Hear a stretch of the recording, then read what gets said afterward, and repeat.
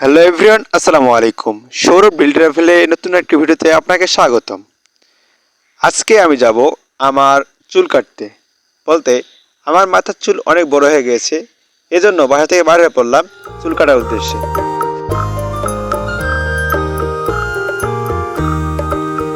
বাসা থেকে হাঁটতে হাঁটতে রাস্তায় চলে আসলাম।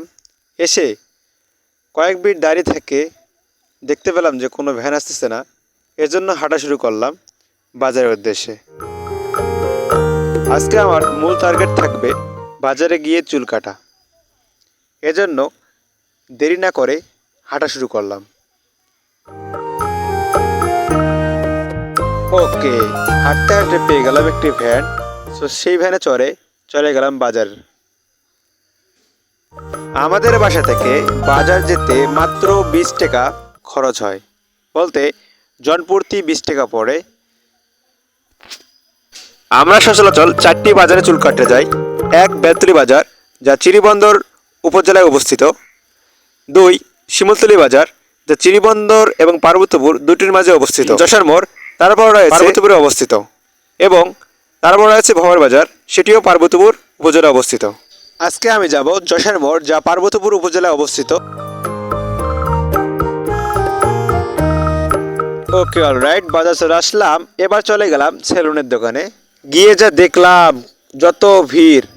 আচ্ছা, আমি গিয়েছিলাম শুক্রবার, এর জন্য অতিরিক্ত ভিড় সে দোকানে।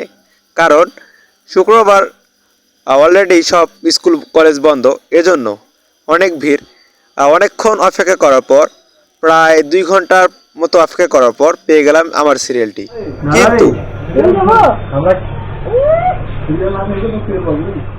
তাকে জোর করে সরাই দিয়ে আমি নিজে বসে গেলাম, কারণ সিরিয়ালটি ছিল আমার।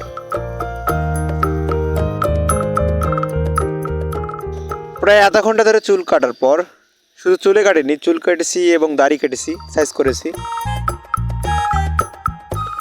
তারপর এভাবেই চুল কাটা শেষে বাসায় চলে আসলাম আমার 20 টাকা খরচ করে।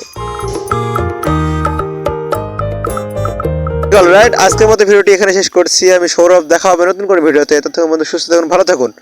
আর হ্যাঁ, অবশ্যই কমেন্ট করে জানাবেন আপনাদের চুল কাটতে কত টাকা লাগে।